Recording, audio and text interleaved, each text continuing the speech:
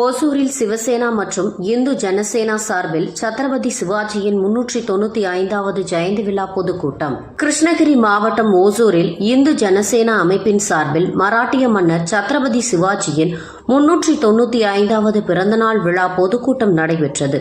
இந்து ஜனசேனா அமைப்பின் மாநில விவசாய அணி செயலாளர் நஞ்சப்பா தலைமையில் காமராஜ் காலனி பகுதியில் நடைபெற்ற இந்த பொதுக்கூட்டத்தில் சிவசேனா கட்சியின் மாநில அமைப்பு செயலாளரும் இந்து ஜனசேனா அமைப்பின் நிறுவன தலைவருமான முரளிமோகன் பங்கேற்று இந்துக்களில் இன்றைய நிலை குறித்து பேசினார்.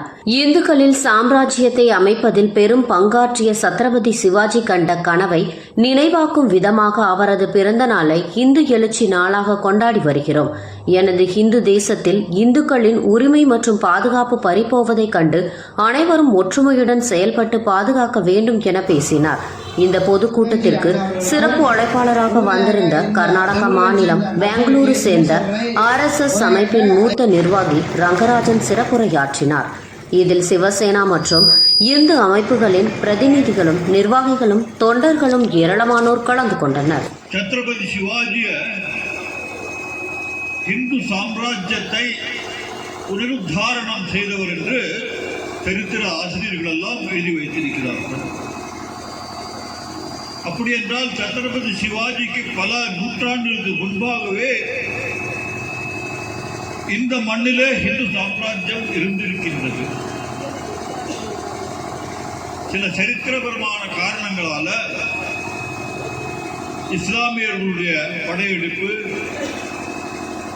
பிறகு ஆங்கிலேயர்களுடைய படையெடுப்பு, இது போன்ற காரணங்களால் அந்த இந்து சாம்ராஜ்யம் சின்னாபின்னமாகி இருந்தது. அந்த நிலையிலே அந்த இந்து சாம்ராஜ்யத்தை புனருத்தாரணம் செய்தவர் சத்ரபதி சிவாஜி மகாராஜ். டிசிப்ளினை பார்த்து நானும் அவருக்கு வாழ்க்கை ஒரு 2 நிமிஷம் டைம் கொடுங்க அப்படின்னு கேட்டேன். உண்மையாகவே இந்த இளைஞர்கள் தான் அடுத்த தலைமுறைக்கு நம்ம என்ன செய்யணும்னு நினைக்கிறத ஆத்மாத்மா செய்ய முடியும். ஸோ அதுக்கு என் முதற்கண் வணக்கத்தை தெரிவித்துக் கொள்கிறேன். நான் பேச ஆரம்பிக்கிறதுக்கு முன்னாடி ஒரு விஷயத்தை சொல்லி ஆகணும். சாது ரங்கராஜன் ஐயா அவர்கள் பேச நீங்கள் கேட்டிருப்பீங்க. இது இந்த ஜென்மத்தில் நாம செஞ்ச மிகப்பெரிய பாகியத்தில் மிக முக்கியமான ஒன்று என்பதை நம்ம நினைச்சுக்கணும். காரணம் என்னென்னா, RSS ஒரு அமைப்பு கேள்விப்பட்டிருப்பீங்க. RSS தலைவர் ஹெக்டே அவர்கள், ஹெக்டேக்கு பிறகு குருஜி கோல்வல்கர் அவர்கள்.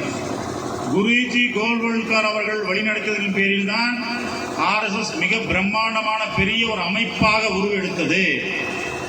அந்த RSS வெளிவந்ததுதான் இன்று ஆண்டு கொண்டிருக்கக்கூடிய பாரதிய ஜனதா பார்ட்டி. அதில் இருக்கக்கூடிய பிரதமர் மோடி அவர்களை உட்பட அனைவருமே RSS சேர்ந்தவர்கள் தான் என்பதில் எந்த விதமான சந்தேகமும் இல்லை. அப்பேற்பட்ட RSSின் 2ஆம் கட்ட தலைவர், அதாவது எம்ஏக்கு அடுத்தபடியாக இருக்கக்கூடிய திரு குருஜி கோல்வல்கர் அவருடன் சிறு வயதிலிருந்து ஒரு பிரயாணத்தை தொடர்ந்த இந்து ஜனசேனா மற்றும் சிவசேனா